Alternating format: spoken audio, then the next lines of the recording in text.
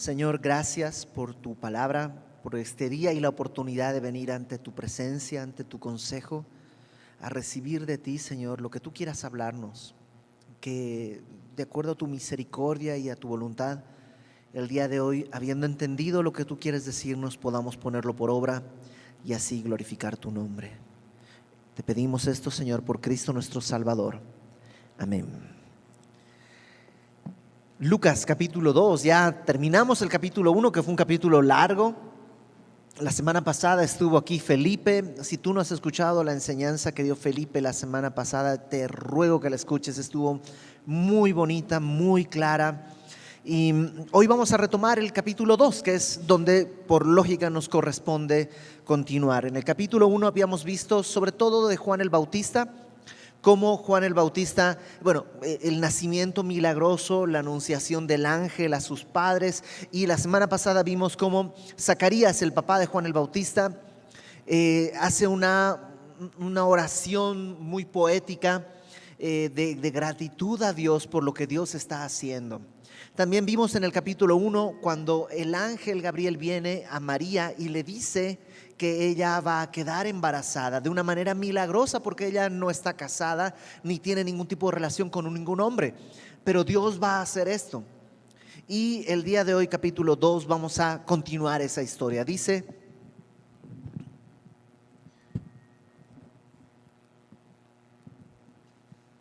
capítulo 2.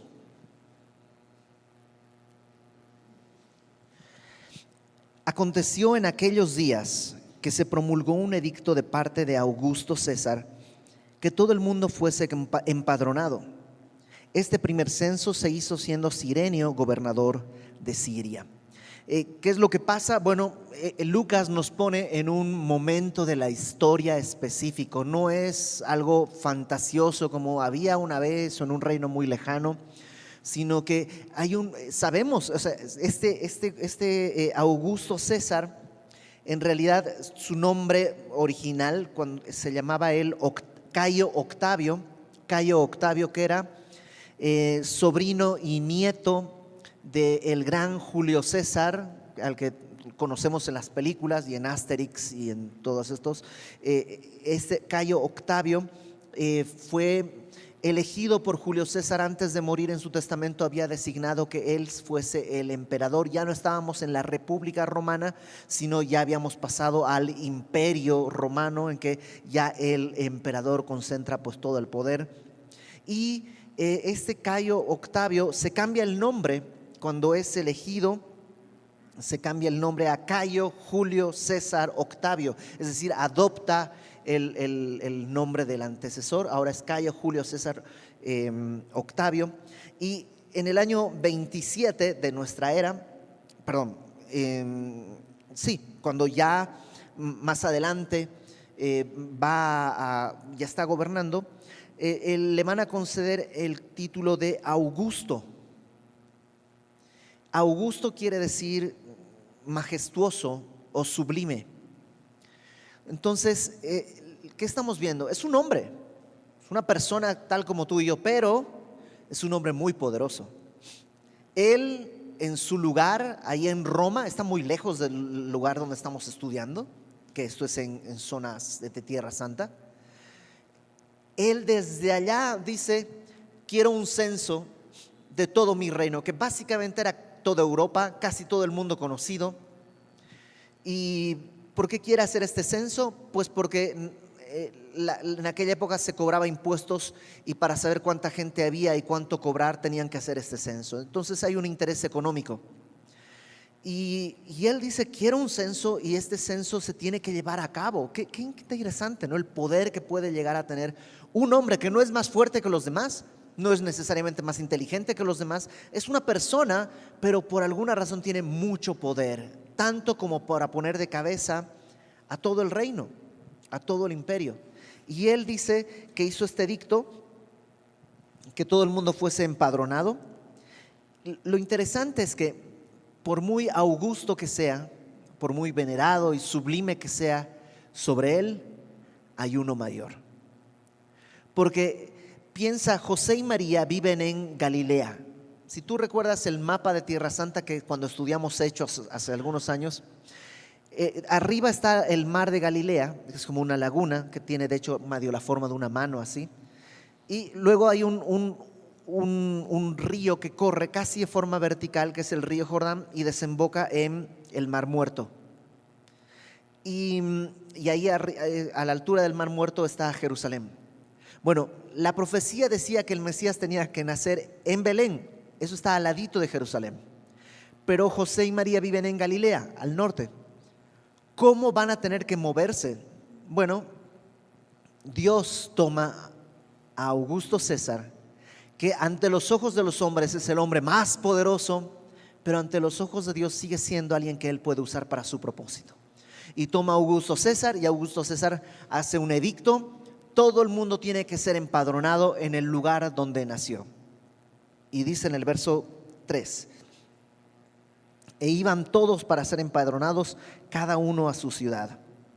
Y José subió de Galilea, de la ciudad de Nazaret, a Judea, a la ciudad de David, que se llama Belén, por cuanto era de la casa y familia de David.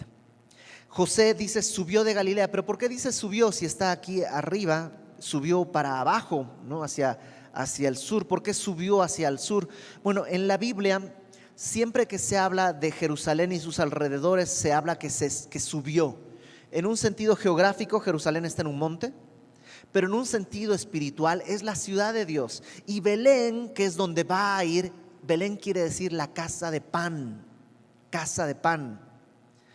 Y Jesús es el pan que descendió del cielo. ¿Y dónde más va a nacer sino en Belén? Entonces por eso subió a Belén, porque él era de la familia de David. David era de Belén también, para ser empadronado con María su mujer, desposada con él, la cual estaba encinta, estaba embarazada. Estuve leyendo distintos comentarios y distintos, pues entre artículos y conferencias y libros. Algunos comentaristas, algunos historiadores dicen que María no tenía la obligación de ir porque se empadronaba al hombre de la casa, lo cual tiene sentido en aquella cultura. Incluso la Biblia, cuando habla, a veces cuenta solamente hombres, ¿no? Por familias. Entonces probablemente María no tenía que ir. Otros dicen que sí, tenía que ir y ser empadronada a fuerzas donde ella también había nacido. Pero sea como sea, ella va. Yo creo que aunque no fuese su obligación legal, ten en cuenta lo que estaban viviendo. Viven en Nazaret, una ciudad pequeña, una ciudad que no tiene muchos habitantes, y de pronto ella está embarazada, y claramente está embarazada antes de la fiesta de bodas. Y probablemente no la pasaba muy bien, habría muchos señalamientos, había seguramente murmuraciones. Hay un salmo que lo leeremos después, que habla de cómo se dice: me zahirieron con su lengua, y cómo se despreció a Jesús. Incluso ya lo hemos hablado, los fariseos en algún momento le dicen a Jesús: nosotros tenemos a Abraham por padre, en cambio tú no sabemos de dónde eres, ¿no? Entonces probablemente esa es la situación que lleva a María también a abandonar Nazaret para empezar de nuevo en otro lugar. Y como ahora a fuerzas tiene que ir, salen hacia Belén. Versículo 6. Y aconteció que estando ellos allí en Belén, se cumplieron los días de su alumbramiento. Yo sé que en nuestra mente tenemos la idea de José y María en un burrito, y van entrando a Belén, y nomás entran a Belén y empieza con los dolores de parto. Pero la Biblia no dice necesariamente que sucedió así. Tal vez llegó unos días antes, una semana, no tenemos ese dato. La tradición nos indica que fue inmediato, pero no necesariamente. El texto solo nos dice que llegó a Belén, y estando allí vino el día del alumbramiento. Y dio a luz a su hijo primogénito, y lo envolvió en pañales y lo acostó en un pesebre, porque no había lugar para ellos en el mesón. El mesón era como una especie de no como hotel, pero una especie de hostal. y no había espacio para ellos. Probablemente muchos de Belén habían emigrado a distintos lugares y ahora para el empadronamiento estaban regresando y ya no había espacio, y se quedaron en algún lugar donde había un pesebre. Un pesebre era, es como la palabra correcta para traducirlo tal vez sería un comedero. Generalmente era una piedra tallada de tal manera que si pudieras poner comida ahí. Y dice que ahí dio a luz a su primogénito. Algunos detalles que quisiera hacer menciones. El primero, la Biblia establece que este es el primogénito de María. Primogénito es eso, el primer nacido. No es unigénito de María. María, después de Jesús, tuvo otros hijos e hijas que la Biblia menciona, como los hermanos y las hermanas del Señor Jesús. Es decir, ella tuvo una vida matrimonial normal con su esposo, y Jesús vivió bajo ese ambiente familiar con hermanos y hermanas y sus papás. Y dice que después de dar a luz lo envolvió en pañales. ¿Sabes qué nos muestra esto? La fragilidad a la que nuestro Señor Jesús se expuso. Jesús es el Señor del universo, el dueño de todas las cosas, el creador absoluto. Pero Él no estimó, como dice Pablo en Filipenses, no estimó el ser igual a Dios como algo a que aferrarse, sino que se despojó a sí mismo haciéndose hombre. Y fue frágil. Yo no logro en mi mente concebir cómo cuando María lo recibe y lo envuelve en pañales. Yo me acuerdo cuando yo pues cambiaba a mis hijos y yo usaba pañales ya pues de los desechables. Todavía mi hermano hace muchos años cuando nació, todavía además por la crisis que estábamos atravesando en aquella época, mi hermano usó pañales de los de tela. Y mi mamá me acuerdo que me enseñó a doblar los pañales y a cambiarle para ayudarle, y que se ponían con un ganchito y toda la cosa. Pero cuando yo cambiaba pañales a mis hijos, pues era fácil porque pues está el pañal nuevo, lo sacas, solo hay que tener cuidado, limpiar, pero al poner el pañal siempre me daba la impresión de no quiero lastimarlos porque pues son frágiles. Ahora, imagínate que no solo es un bebé, es Dios mismo. Con qué cuidado, o sea, qué fragilidad a la que se está exponiendo nuestro Señor. Porque Él está viniendo a nacer, dice, como un primogénito, envuelto en pañales y en un pesebre. Cuando nacieron mis hijos, nosotros buscamos el mejor lugar que pudiéramos pagar, ¿no? O sea, nos hubiera encantado otros lugares, pero ya eran absolutamente impagables para nosotros. Pero según nuestro presupuesto buscamos el lugar más bonito, más limpio, que tuviera más comodidades, porque eso es lo que queríamos, es lo normal. Pero Dios escoge no Jerusalén, la ciudad capital, sino un pueblito, y dentro del pueblito escoge un pesebre. Y probablemente el pesebre ya no estaba en uso, tal vez tenía un año que estaba abandonado, pero ¿estás de acuerdo que sigue siendo un pesebre? Que ahí estuvo comida, que tal vez se pudrió, lengüetazos de vacas, y por mucho que lo laves más o menos para acostar ahí a tu bebé, es algo impactante. Y creo, no solo yo, que esto es un símbolo de lo que el Señor viene a hacer a nosotros. Porque nuestro corazón era como ese pesebre, lleno mi corazón era como ese pesebre, lleno de desechos, de porquería, de malos pensamientos. Y cuando el Señor Jesús viene a mí, no hace fuchi al entrar en mi vida. Siendo aún pecadores murió por nosotros. Siendo yo pecador, Él me abrió los ojos.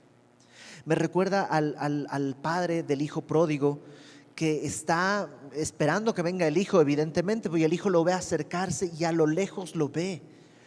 y lo ve caminar y tal vez está desnudo, tal vez está andrajoso, viene de trabajar con cerdos, seguramente huele mal, y el padre va y se lanza sobre el cuello de su hijo, le pone un manto, lo besa.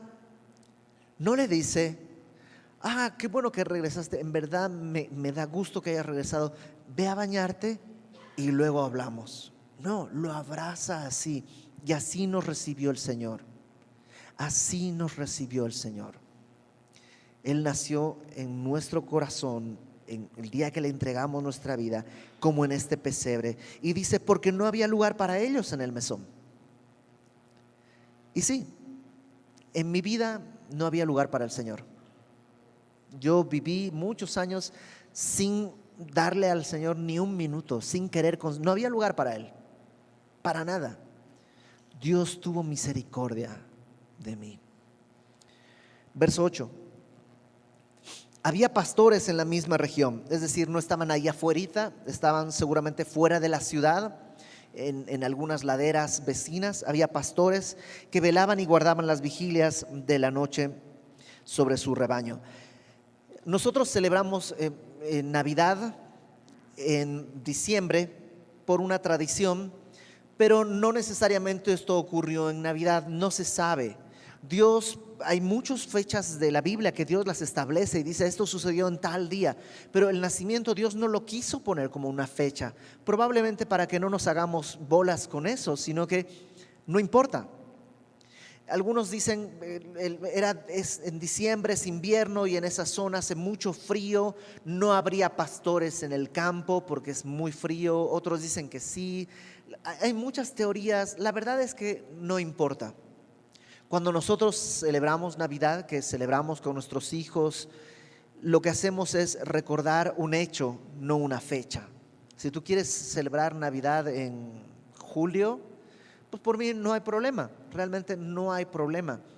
Nosotros recordamos un hecho, no una fecha. ¿Y cuál fue el hecho? El hecho es que nació en ese pesebre. Y entonces estos hombres están allá afuera cuidando sus ovejas, y aquí se les presentó un ángel del Señor, y la gloria del Señor los rodeó de resplandor, y tuvieron gran temor. Este ángel que no se nos dice quién es. Antes se nos había dicho que era el ángel Gabriel en otras apariciones. Aquí no se nos dice quién es, pero sabemos que es un ser temible.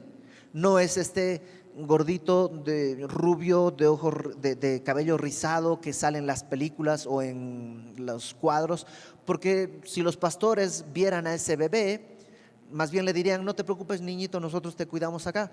Pero en vez de eso se espantan, ¿no? Es porque este ángel era imponente. Y dice el verso 10: pero el ángel les dijo: no temáis, porque he aquí os doy nuevas de gran gozo, que será para todo el pueblo, que os ha nacido hoy en la ciudad de David un Salvador, que es Cristo el Señor. El ángel dice: no temas. Número 1, tengo nuevas de gran gozo. Y esto en griego es la palabra evangelizo. Evangelio quiere decir eu es bueno o bonito, y angelus es mensajero, mensaje, todo lo que pueda derivarse ahí. Y entonces el evangelio es el mensaje bueno, por eso se traduce como buenas nuevas, noticias buenas. Y todos necesitamos buenas noticias.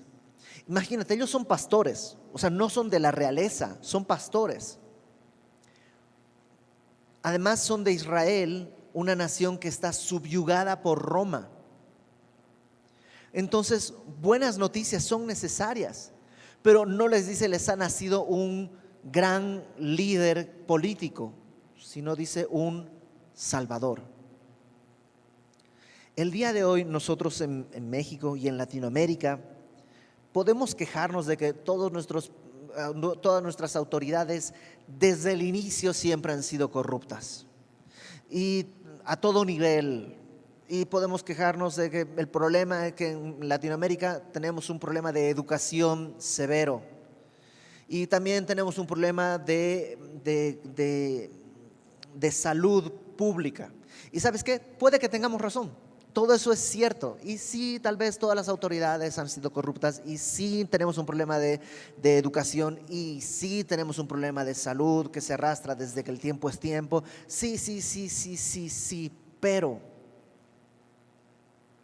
lo que necesitamos no es una autoridad que no sea corrompible. No me malinterprete, sería buenísimo.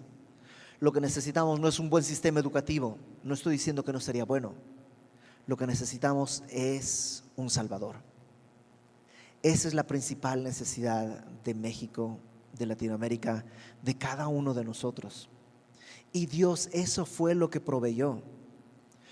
Han oído ese dicho, ¿no? Que si Dios pensara que fuera un problema económico, Dios hubiera enviado a un economista. Si Dios pensara que fuera un problema de educación, hubiera enviado a un profesor. Y así. Pero nuestro problema es que necesitábamos un Salvador. Y Dios envía a este Salvador, que es Cristo el Señor. Me encanta que en el versículo 11 dice: os ha nacido hoy. Y ese hoy es maravilloso, porque hay hoyes muy importantes, ¿no? Ya les platiqué que me casé varias veces yo, siempre con la misma esposa, pero me casé varias veces. Pero la primera vez me acuerdo, hoy me caso. Me acuerdo en una de las otras bodas, María del Sol, cuando se acercó a abrazarnos y a felicitarnos, nos abrazó y nos dijo: por fin, ¿no? Porque había sido una espera larga, pero hoy, otro hoy importante, hoy nacen mis hijos. Otro hoy me mudé a Querétaro. Hay otro hoy bonito cuando me toca, hoy voy a visitar a mi familia. Hoy, o sea, esos hoyes son bonitos, pero no hay ningún hoy como este de aquí. Hoy, o sea, el universo entero tiene ese punto ahí. Hoy ha nacido el Salvador. Acompáñame por favor a Gálatas capítulo 4. Gálatas 4 dice: pero cuando vino el cumplimiento del tiempo, cuando el momento fue correcto. ¿Por qué Jesús no vino un año antes, o 10 años antes, o 100 años antes, o 1000 años antes? Porque tenía que venir el hoy. Cuando vino el cumplimiento del tiempo, Dios envió a su Hijo, nacido de mujer. ¿Qué quiere decir eso? Que era una persona, un hombre. ¿Y por qué tenía que ser un hombre? Porque Dios es justo. Dios dice en su palabra: ojo por ojo y diente por diente. ¿Esto qué quiere decir? Que tiene que haber una equivalencia entre la falta y la restitución. No puede ser ojo por uña, porque no son iguales. Tiene que ser ojo por ojo, diente por diente, vida por vida, hombre por hombre. Entonces nosotros podríamos cansarnos de llevar borregos y becerros y carneros a sacrificar, pero no pueden quitarnos el pecado, porque quien pecó es un hombre. Y tiene que ser hombre por hombre, vida por vida. Por eso Dios se hace hombre, para como hombre Él llevar el pecado de cada uno de nosotros. Entonces dice Gálatas 4:4: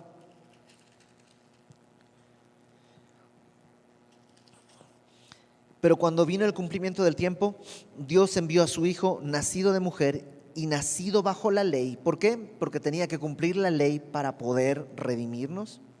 Dice: para que redimiese a los que estaban bajo la ley, a fin de que recibiésemos la adopción como hijos. Qué hoy tan maravilloso. Acompáñame a Tito, por favor. Tito, capítulo 1, versículo 2, voy a leer a partir del versículo 2. Dice Tito 1, versículo 2: en la esperanza de la vida eterna, la cual Dios, que no miente, prometió desde antes del principio de los siglos. Hay una esperanza que Dios prometió desde antes del principio de los siglos. Pero, dice el verso 3, a su debido tiempo manifestó su palabra por medio de la predicación que me ha sido encomendada. O sea, sí, la esperanza existía desde siempre, pero yo no la conocía. Hubo un hoy. Hubo un momento en el que estaba establecido que yo iba a poder escuchar. Y así para cada uno de nosotros. y así para cada uno de los que están afuera. Solo que no sabemos cuándo es ese hoy. Así que más vale predicarles las buenas nuevas en todo tiempo. En algún momento ese hoy va a llegar. Dice, regresa conmigo a Lucas, por favor. Les doy nuevas de gran gozo que será para todo el pueblo. Esto no es solo para unas personas, es para todo el pueblo. Ha nacido hoy en la ciudad de David un Salvador, que es Cristo el Señor. Esto os servirá de señal: hallaréis al niño envuelto en pañales. Y tú dices, pues todos los niños están envueltos en pañales, eso no puede ser una señal. Pero luego añade, acostado en un pesebre. Oh, eso sí, eso no pasa. Además, si Jesús hubiera nacido en un palacio, ¿tú crees que los pastores hubieran podido ir a verlo? No, no los dejan entrar. Incluso en la casa privada de alguien. Somos un montón de pastores, queremos entrar. No, pero es un pesebre. Desde el inicio el Señor Jesús estuvo accesible a todos. El Señor Jesús dice, el que viene a mí, yo no le echo fuera. A veces Satanás susurra en nuestro oído, ¿otra vez? ¿Otra vez? ¿Cuántas veces has hecho lo mismo? ¿De nuevo?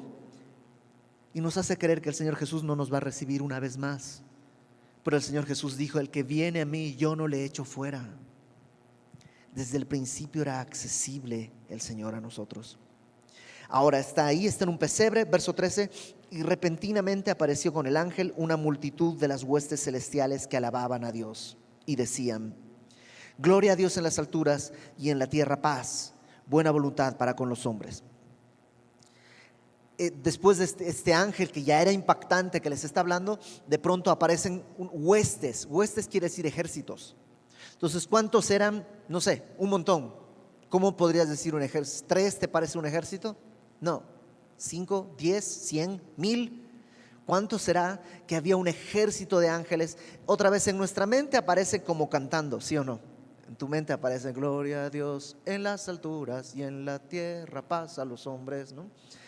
Pero no dice que cantaban, dice que alababan a Dios, tal vez cantando, tal vez no, pero decían gloria a Dios en las alturas. Y eso es cierto. Dios está en lo más alto de lo más alto. Fíjate, Isaías, acompáñame a Isaías 57. Isaías capítulo 57.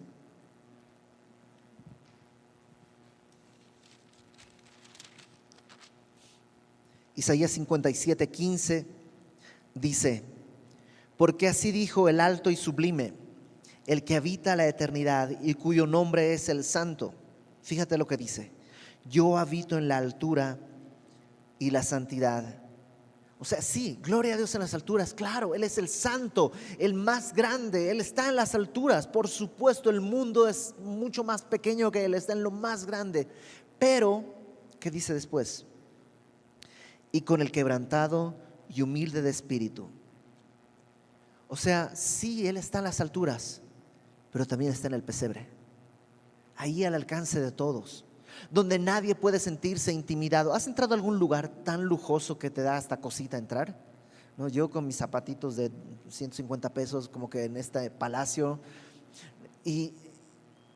pero un pesebre no intimida a nadie, ni al más alto ni al más bajo de los hombres. Sí, gloria a Dios en las alturas, pero Él también está en el pesebre con el quebrantado de corazón. El pastor JJ siempre decía, cuando encontraba a alguien que estaba como afligido, adolorido, le decía, ¿sabes qué? Si estás quebrantado y afligido, ese es el código postal del Señor Jesús. Ahí vive. Él está ahí con el quebrantado, con el afligido, con el abatido. Regresa a Lucas, por favor. Entonces los ángeles dicen gloria a Dios en las alturas, pero dicen y en la tierra paz, buena voluntad para con los hombres. Esa frase es muy difícil de traducir. Está escrita de tal manera que se pueden interpretar varias cosas. Por eso probablemente has leído en algunas tarjetas de Navidad que dicen gloria a Dios en las alturas y en la tierra paz para los hombres de buena voluntad. Y sí, podría traducirse así, sería una traducción correcta, pero el problema es que la Biblia enseña que no hay hombres de buena voluntad. que todos somos pecadores, que debajo de nuestras lenguas hay veneno de serpientes, que nuestros pies corren a derramar sangre, que no hay bueno ni aún uno. Eso dice la Biblia. Entonces, ¿te imaginas? Gloria a Dios en las alturas, en la tierra paz a los hombres de buena voluntad. Cri, cri, cri. Nadie, ¿no? Entonces, por eso esa traducción, aunque es posible, no es la que tenemos porque no refleja. Y hay un grupo de eruditos que llegaron a una propuesta que ellos proponen que una traducción acertada sería paz a los hombres de su complacencia, o sea, a los hombres que le agradan. ¿Y quién le agrada a Dios? Bueno, aquí en Lucas, bríncate al capítulo 3. Una página adelante, capítulo 3, versículo 22 dice: cuando Jesús está siendo bautizado, descendió el Espíritu Santo sobre él en forma corporal, como paloma, y vino una voz del cielo que decía: tú eres mi Hijo amado, en ti tengo complacencia. ¿Quién le complace al Señor? Solo Cristo. No le dice: tú eres uno de mis hijos amados. No, tú eres mi Hijo amado. En ti tengo complacencia. Y por eso, gloria a Dios en las alturas y paz aquí en el pesebre, en el que es mi complacencia eterna. Pero ¿y nosotros? Nosotros, dice Pablo a los Corintios, el que está en Cristo, no con Cristo, sino en Cristo, es una nueva criatura. Cuando estoy en Cristo, complazco al Padre. Puedo complacer al Padre. Solo en Cristo puedo complacer al Padre. Entonces, gloria a Dios en las alturas y en la tierra paz a los hombres de su complacencia. Y tiene sentido, Versículo 15. Sucedió que cuando los ángeles se fueron al cielo, los pastores se dijeron unos a otros: pasemos pues hasta Belén y veamos esto que ha sucedido y que el Señor nos ha manifestado. Los ángeles se van, y los pastores se quedan. ¿Y ahora qué hacemos? Pues vamos a Belén. O sea, si esto sucedió en la ciudad de David, que es Belén, pues vamos a Belén. Y se fueron. Es como muy lógico, ¿no? Pero no tanto, porque cuando Herodes recibe la visita de los sabios de Oriente, si tú lo recuerdas, los sabios de Oriente vienen diciendo: vimos su estrella, venimos a adorarle, ¿dónde está el rey de los judíos? Y Herodes llama a los sacerdotes y los sacerdotes dicen: sí, en Belén. No está fácil esa pregunta porque la profecía dice que será en Belén. Ok. Y se van los sabios de Oriente y los sacerdotes se quedan. O sea, imagínate, te están diciendo: ha nacido el rey, hemos visto su estrella, ¿dónde está? En Belén. ¿Vas a ir? Qué flojera. ¿Van a ir ustedes? Sí, hemos venido desde el oriente a adorarle. Pues traen pancito cuando regresen, ¿no? O sea, y qué apatía de los religiosos. A veces nos pasa eso.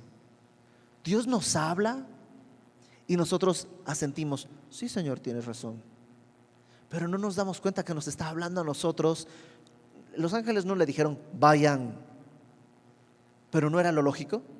Ha nacido hoy un Salvador, está en el pesebre, tienes acceso, no necesitas pedir permiso de nadie, ahí está. Y los pastores dijeron: vamos a ver. No dice a ver si esto ha sucedido, a ver si es cierto, sino dicen: veamos esto que ha sucedido y que el Señor nos ha manifestado. Ya van con fe. Vinieron pues apresuradamente y hallaron a María y a José y al niño acostado en el pesebre. Y al verlo, dieron a conocer lo que se les había dicho acerca del niño. Y probablemente la primera que le dicen es a María y a José: ¿sabes qué pasó? Estábamos allá en las laderas afuera de la ciudad cuando pasó esto de los ángeles y por eso estamos acá. Pero no solo le dijeron a María, sino también se lo dijeron a todos. Fíjate ahí lo que dice después: todos los que oyeron se maravillaron de lo que los pastores les decían. No solo a María, sino a lo mejor fueron caminando y mientras caminaban a los que se encontraban le decían: hay una buena nueva. Digamos que los evangelizaban, les daban las buenas nuevas. Ha nacido hoy el Salvador. ¿Dónde? Aquí, en el pesebre. y todos los que oyeron se maravillaron de lo que los pastores decían. Pero María guardaba todas estas cosas, meditándolas en su corazón. Esto también, esta semana que lo leía, me di cuenta de algo, que a veces Dios me habla y yo en verdad quiero hacer lo que Dios me pide. Estoy en mi devocional, estoy escuchando una prédica, conversando con alguien, Dios me habla. Y digo, ok, voy a empezar a hacer eso, voy a dejar de hacer esto otro. Dios me habló, es una maravilla. Pero se me olvida. Y María guardaba estas cosas, dice, meditándolas en su corazón. ¿Qué es meditar? Es como volver a pasarlas de tu mente a tu corazón, de tu mente a tu corazón.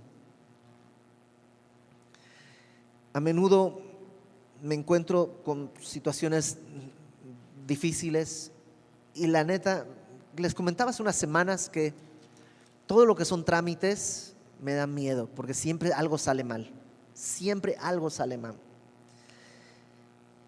Pero nos tocaba verificar el coche y pues siempre algo sale mal, ¿no? Si no, no. La cita era 12:30, nos fuimos temprano y en 10 minutos ya estábamos afuera y sin problemas. Y salimos, mi esposa sale y así como, ¿qué pasó? ¿Te corrieron? No, ya pasó. ¿Y el problema? O sea, porque tiene que haber algún problema. ¿Dónde va a estar el problema? Tiene que haber algún problema, algún conflicto. Y es porque a veces pasamos meditando más los problemas que vivimos que las cosas que Dios dice. Y si yo pasara meditando más lo que Dios me ha hablado, las cosas que Dios ha hecho por mí, y las guardara en mi corazón, el día de mañana cuando tenga necesidad de consuelo, las voy a tener acá. Pero a menudo paso más meditando en el problema que en la voz de Dios. Y María aquí es un gran ejemplo. Ella escuchaba esto y dice que las guardaba. Acuérdate, no tenían grabadoras, no tenían cámaras fotográficas. ¿Cómo guardó estas escenas? Ten en cuenta que Lucas está hablando con María para preguntarle todo esto más de 40 años después de este evento. ¿Cómo María se acordaba todo esto? Lo meditaba en su corazón. ¿Cómo se lo habrá contado a Lucas? ¿Cómo fue María? Pues estábamos acá y en un pesebre, ahí acostamos al niño. ¿Lloraba? Lucas, los niños lloran, tú eres doctor, deberías saberlo. ¿Y qué pasó después? Llegaron los pastores. ¿Y qué hicieron? Nos contaron que vieron ángeles. ¿Y tú qué hacías, María? Lloraba. ¿Qué más puede hacer? Aquí está Dios. Y ella guardó esto en su corazón. Y volvieron, dice, los pastores glorificando y alabando a Dios por todas las cosas que habían oído y visto, como se les había dicho. Los pastores, no sabemos si volvieron a ver a Jesús o no, pero este evento los puso a hacer lo que tenían que hacer, que es glorificar y alabar a Dios.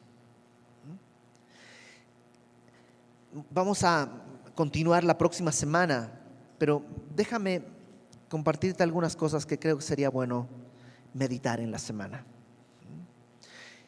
Primero, ¿te das cuenta que José y María viven en Galilea? Si conocen la profecía de Miqueas que el niño tiene que nacer en Belén, no lo sé. Yo no sé si conocen la profecía o no, pero están en Galilea y tienen que ir a Belén. Y a lo mejor tienen miedo, tienen temor, no es fácil mudarse. Pero ¿te acuerdas que María, cuando el ángel viene, le dice que se haga como el Señor ha dicho? Cuando José se entera que María está embarazada, la quiere devolver secretamente, pero un ángel le habla y le dice: lo que está en María es del Señor, recibe a tu esposa. Y José obedece. Cuando ellos hacen lo que tienen que hacer y que está en sus manos y que pueden hacer, Dios hace lo que ellos no pueden. y mueve al rey, al emperador, al hombre más poderoso de la tierra, a decir: hagamos un censo. Y entonces ahora tienen que ir a donde Dios les está llevando. ¿Te das cuenta que Jesús les está guiando y Jesús ni ha nacido? A veces pensamos: Señor, ay, ¿cómo voy a saber tu voluntad? ¿Cuál es tu voluntad? ¿Qué voy a hacer? Mira, cuando nacieron mis hijos eran chiquititos. De hecho, nacieron bebés. Bueno, aunque no lo creas, nacieron desde el día cero. O sea, fuimos contando un año a partir de su nacimiento. Y toda esa época ellos no sabían ni lo que necesitaban, solamente querían cosas que sabían instintivamente que necesitaban. ¿Quiénes se encargaban de descifrar su llanto? Si era de hambre o de pañal o de dolor. Sus papás. Y si nosotros, siendo malos, podemos hacer eso, ¿tú crees que el padre va a esperar mientras tú estás llorando de hambre? A ver, aprende a decir: mamá, papá, dame pan. Dios no es así. Aún antes de que ellos pudieran ser dirigidos por Jesús, Jesús está dirigiendo sus vidas. Puedes confiar en eso. Confía en que Dios te está dirigiendo. Ahora, acompáñame en Salmo 37, por favor. Salmo 37.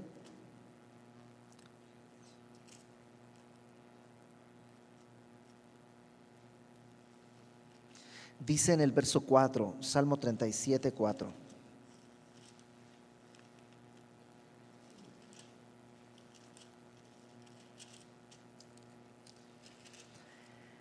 Deleítate a sí mismo en Jehová y Él te concederá las peticiones de tu corazón. Lo primero que dice es: deleítate en Dios. ¿Cómo? Lee tu Biblia, ora, pasa tiempo con Él, deleítate en el Señor, disfruta tu tiempo en la palabra, disfruta tu tiempo de comunión con Dios, ven a la iglesia con gozo, disfruta de la alabanza, adora al Señor. Verso 5: encomienda a Jehová tu camino. Ni tú ni yo sabemos cómo va el camino, no sabemos qué es lo que viene más adelante, no sabemos, no tenemos ni idea. Encomiéndaselo al Señor y confía en Él y Él hará. ¿No te encanta? Puedes confiar. Así como María y José ni se están dando cuenta y Dios los está guiando a Jerusalén. Los pastores, por el contrario, los pastores no tienen eso, porque lo que José y María vivieron es feo. O sea, ella está embarazada. ¿Quién quiere caminar 150 kilómetros embarazada para ser censada? Nadie. Pero era necesario. Dios lo hace así. A veces Dios nos empuja y Dios te dice, tú a lo mejor piensas: ¿cómo voy a subir esa montaña, Señor? Está demasiado alta. Y Dios dice: ponte tus zapatos. Ay, Señor, pero ¿cómo voy a subir la montaña? Solo ponte tus zapatos. ¿Puedes hacer eso? Sí, deleítate, ponte tus zapatos. Y ahí te vas poniendo tus zapatos. Qué bonitos los zapatos que me diste, Señor, es una gracia. Qué bendición que me das de que no estoy descalzo. Y de pronto tiembla y sales corriendo y ya estás arriba de la montaña. Y Dios lo hace así. Y Él te da la fuerza. Deleítate en el Señor. Ahora, los ángeles no tuvieron eso. Los ángeles tuvieron algo un poquito distinto. Les contaron algo de Dios. El Señor ha nacido. Y como les contaron algo de Dios, ellos respondieron: pues vamos. Cuando tú lees tu Biblia, hay veces que Dios no te dice: haz esto, haz lo otro. Simplemente te muestra una imagen y tú tienes que responder. No te quedes a la mitad, responde. Si lees en la Biblia: no robarás, comienza a preguntarte: ok, ¿cómo respondo a eso? ¿A quién estoy robando? Tal vez no es dinero, tal vez estoy robándole tiempo a Dios, tal vez estoy robándole tiempo a mis hijos que les corresponde, tal vez estoy robando tiempo a mi esposa que le corresponde y se lo debo. Atención a cosas que tengo que dar. No te quedes como los religiosos que, pues sí, en Belén, sé la respuesta. Sino como los pastores que fueron. Y fíjate qué produjo los pastores. Bueno, los pastores cuando fueron, número 1, comenzaron a evangelizar. Y todos queremos llevar el evangelio a todas partes, ¿sí o no? Todos queremos ser un instrumento en manos de Dios. Deleítate en el Señor, da los pasos que Dios te diga y Él te va a llevar a las oportunidades para declarar su bondad, su evangelio. Y en segundo lugar, glorificaron y adoraron a Dios. y todos queremos cumplir el propósito de nuestra vida, que es glorificar y adorar a Dios. Vamos a orar. Señor, queremos ser obedientes, fieles. Tú nos conoces, Señor. Tú has ordenado todo para que podamos acudir hasta ti el día de hoy. Permítenos regresar a casa, pero no con las manos vacías y no con el corazón vacío. A cada uno de nosotros, dinos con claridad, Señor, lo que tú quieres que hagamos y danos fe para obedecerte. Gracias, Señor, porque podemos confiar en ti. Enséñanos, si no sabemos, enséñanos a deleitarnos en ti y a encomendarte todos nuestros caminos y a esperar lo que tú vas a hacer para la gloria de tu nombre, Padre. Por Cristo nuestro Salvador. Amén.